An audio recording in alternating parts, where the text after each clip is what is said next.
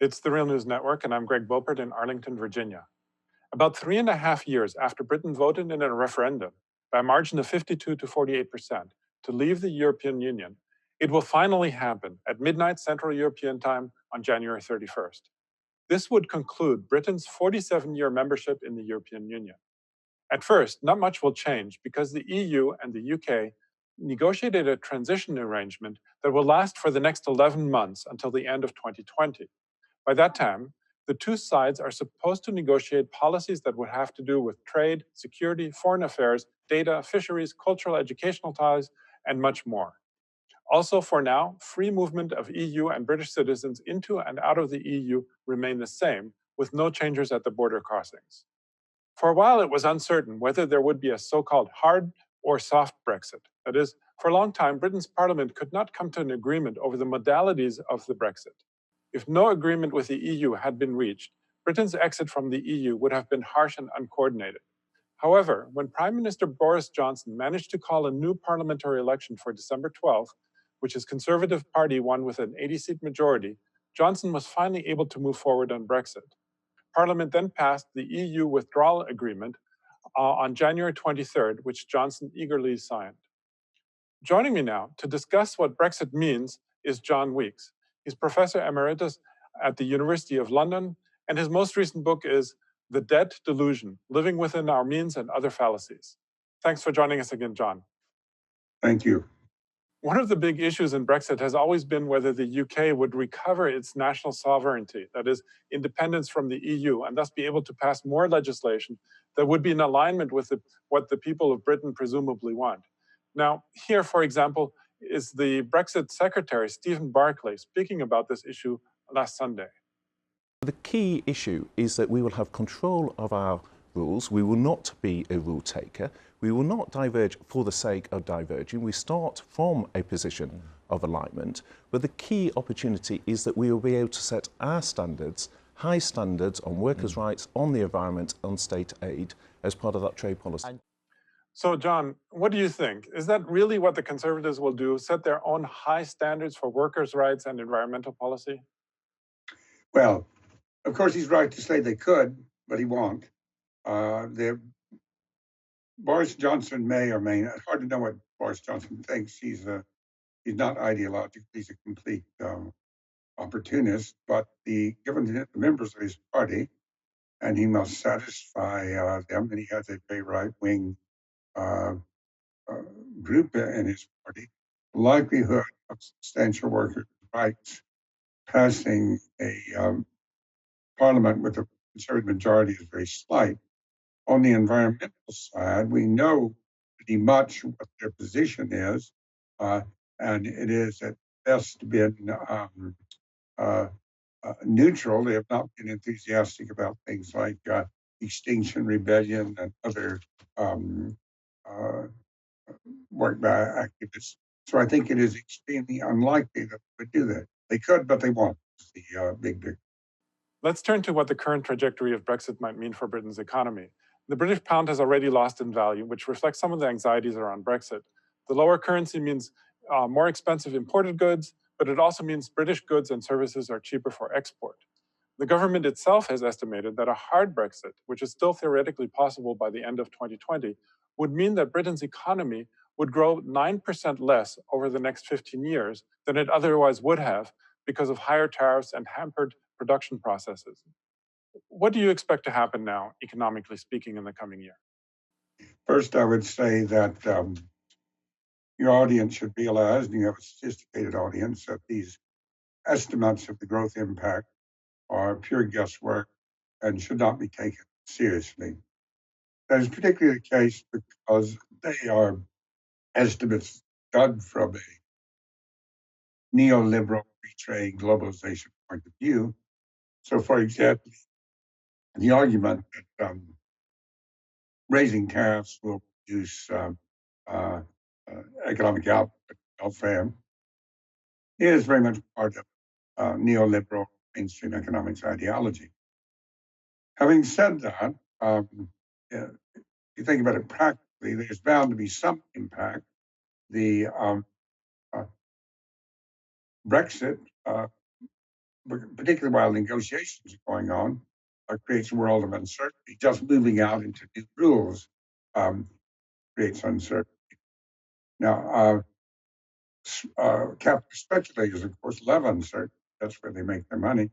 But investors, which build factories, and buy software, and things like that, they are very unsettled by uncertainty.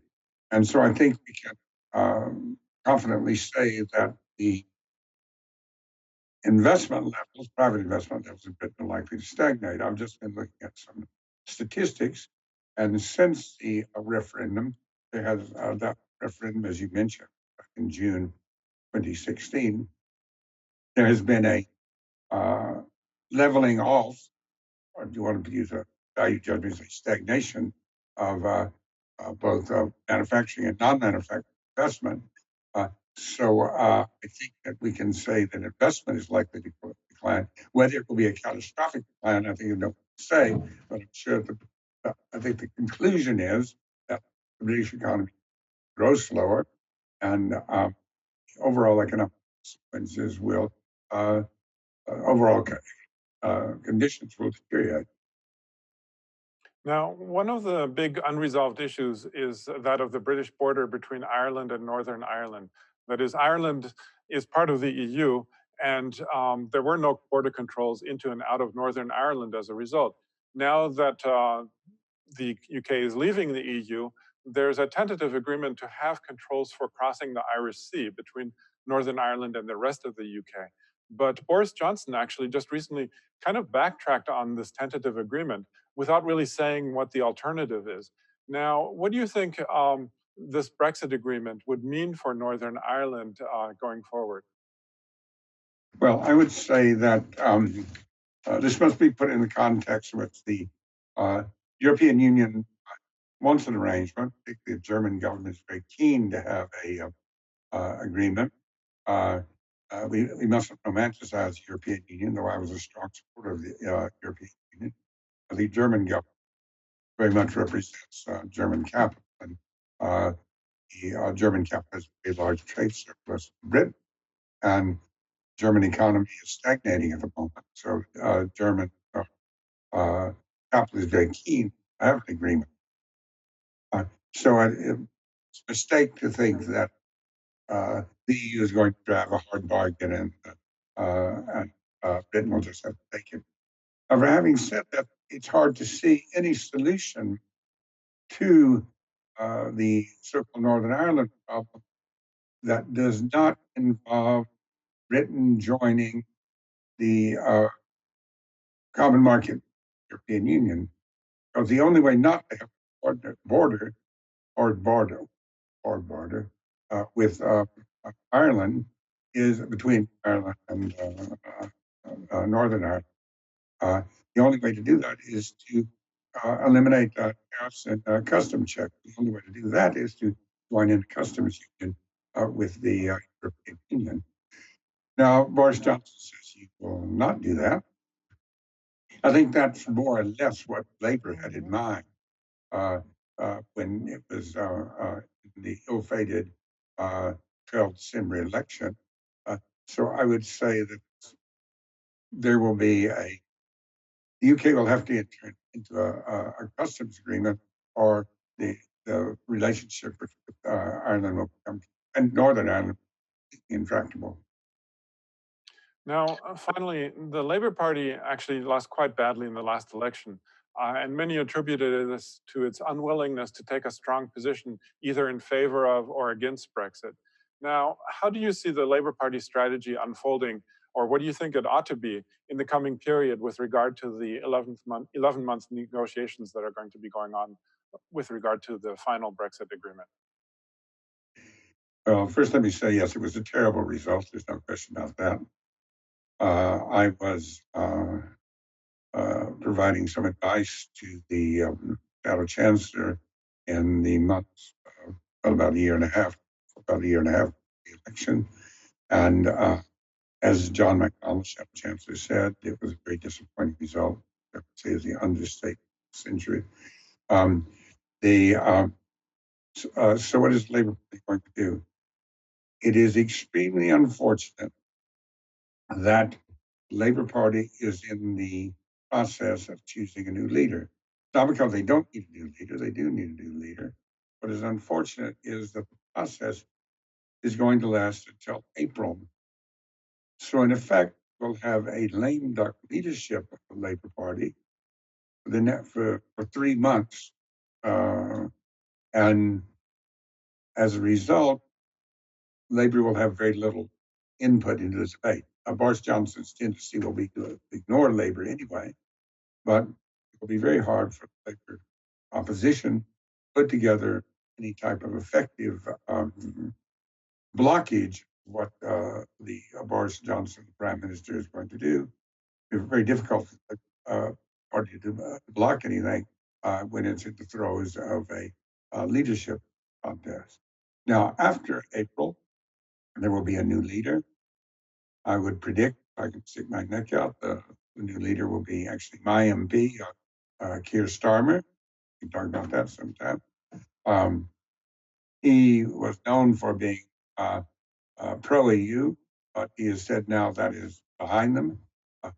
What position I think we can sort of predict what position he will take. He will, once he becomes leader, his position will be to try to maintain Britain in the what's called the single market. It's not an official term, the single market European Union. And while allowing for some flexibility and independent of setting the rules, the most important rule being something called state aid, which is basically allowing the British government to give subsidies to industry. So the short answer to your question is, I think that Labour will be able to do nothing until April. And after that, we'll push for so-called soft Brexit. Okay, well, we're going to leave it there for now, but of course, we'll definitely come back to you also with regard to the how the Labour leadership vote turns out. We'll leave it there for now. I was speaking to John Weeks, Professor Emeritus of the University of London. Thanks again, John, for having joined us today. Thank you for having me. And thank you for joining the Real News Network.